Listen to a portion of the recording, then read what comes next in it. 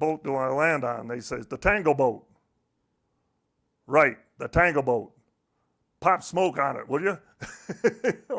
I didn't know a Tango boat from a Bravo boat or any other kind of boat. So they went ahead and popped the smoke. Okay, I have you coming in.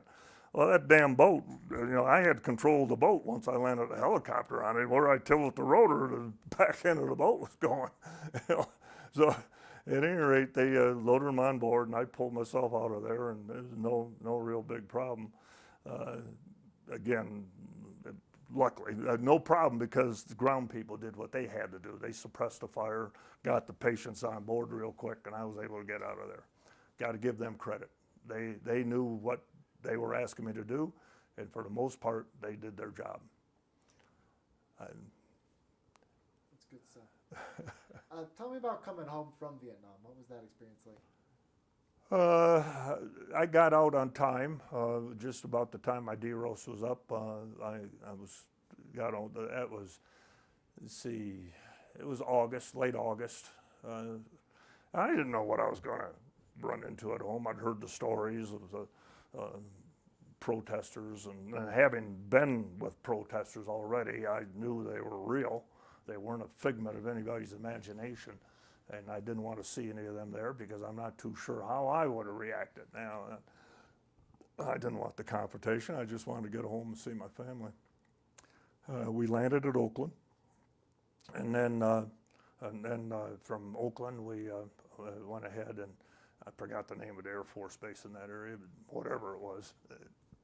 And in fact, it may have been a civilian terminal. I think it was. We weren't coming back as a group. We were just passengers from Vietnam coming home. I think we just landed.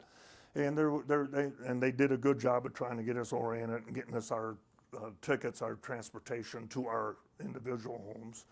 So that part wasn't so bad. But coming home, all of a sudden, there was a letdown. You've been wired pretty tight for a year, and all of a sudden, you're watching, What's My Line on TV. It's just a little, just not exactly what's going on. There certainly wasn't any parades, and there wasn't anybody saying, "Whoa, you are good. We're sure glad. Thank you for your service." There was none of that. I can't say I blame people necessarily, but on the other hand, I did my job. I felt my country asked me to go. I went.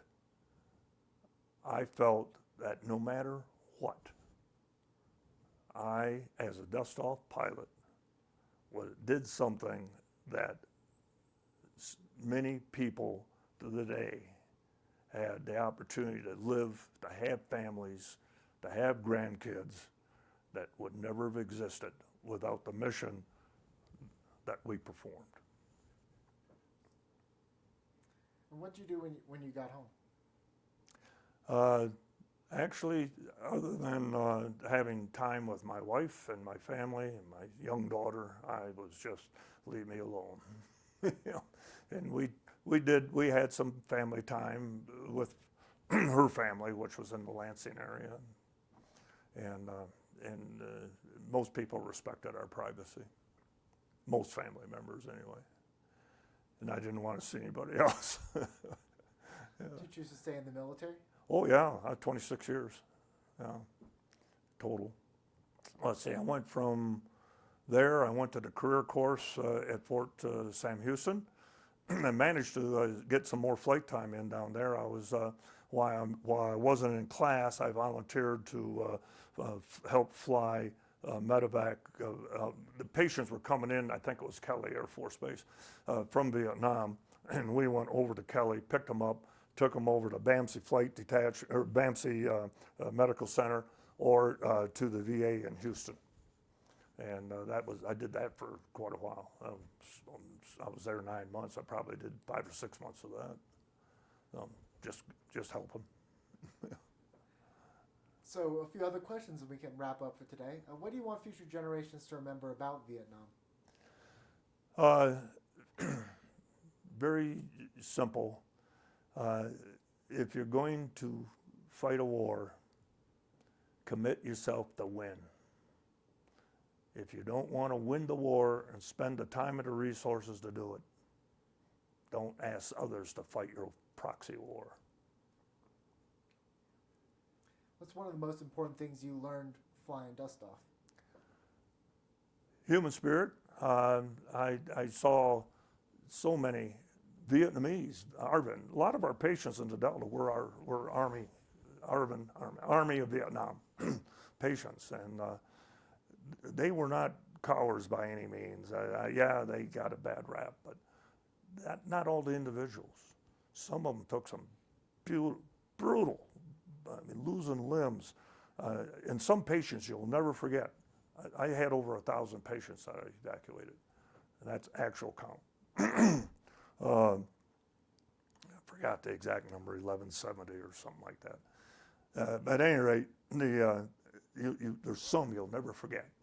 And one they loaded above, and his knee was just laid open. You knew he was going to lose the leg, you know. And I just remember his face and looking at him. He wasn't crying and moping. And he was in shock. But his eyes met my eyes as I turned around and made sure everybody was loaded.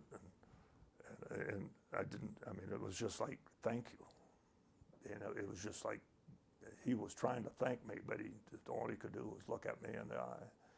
And I haven't forgot that. Never will. Seeing some of the soldiers, U.S. and ARVN, being brought to the aircraft by some on litters, some of them being carried with the fireman's carry. It was really wonderful to see the human spirit, one man helping another. Yeah. Did you ever run into a patient you picked up after the fact? Yeah, I used to have, not just me, many of the dust-off pilots had little business-style cards that they'd made up. And dust-off 82, that was my call sign all through, even though one commander traditionally takes 86. But I kept 82 because I was with the 82nd Med Det, and I just wanted to be different. So I was dust-off 82. So I had Captain Jack's Traveling Medicine Show, dust-off 82. And I gave it to him. And I ran in, and when I was with the 101st Airborne Division later, one of the first sergeants was one of the advisors that we had pulled out of one of those situations, and he remembered me. And then also had a couple phone calls.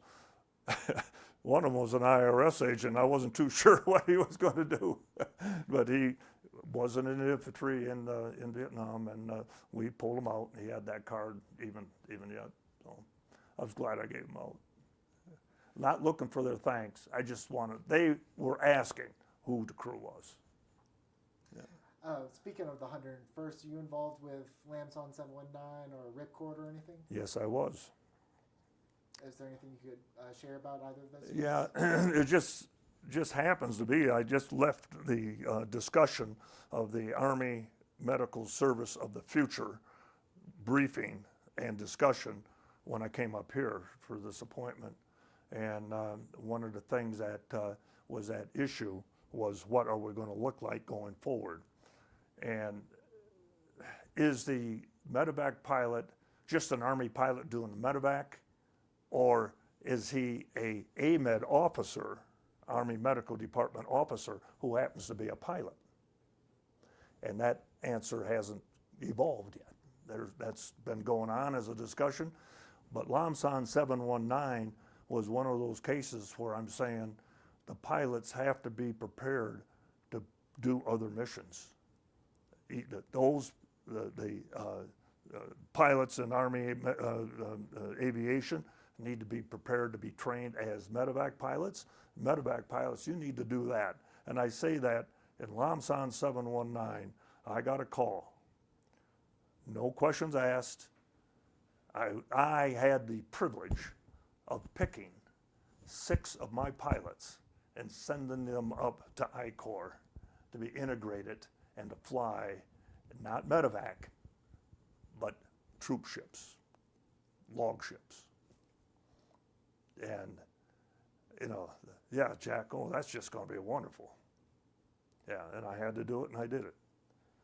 I asked for volunteers first. Luckily, I got a couple, but I didn't get enough, and I had to make some decisions. Two last questions. Is there any song that if you heard today would take you back to your days in Vietnam? One of the songs that two of the songs that I remember from Vietnam, I have them on my iPhone. One was Norman Greenbaum, I think his name was, Spirit in the Sky. I sing that song yet. I love that song. And the other one it takes me back to Vietnam, but I'm not a particular fan of it, is We Got to Get Out of This Place. Yeah. And there were a few others that came back. A lot of the Supreme songs, not that I'm a big fan or not, but just that they were very popular at that particular time. Of course. Yeah. And lastly, I'd give you the final word if you have any words of advice, final thoughts, closing statements for anybody watching this in the future. The only thing, permission to speak with me, fine. I'm an open book. Hell, you can look me up, John C. Tragis, just Google it, and go from there. And don't confuse my son with me, though. He's got the same name. But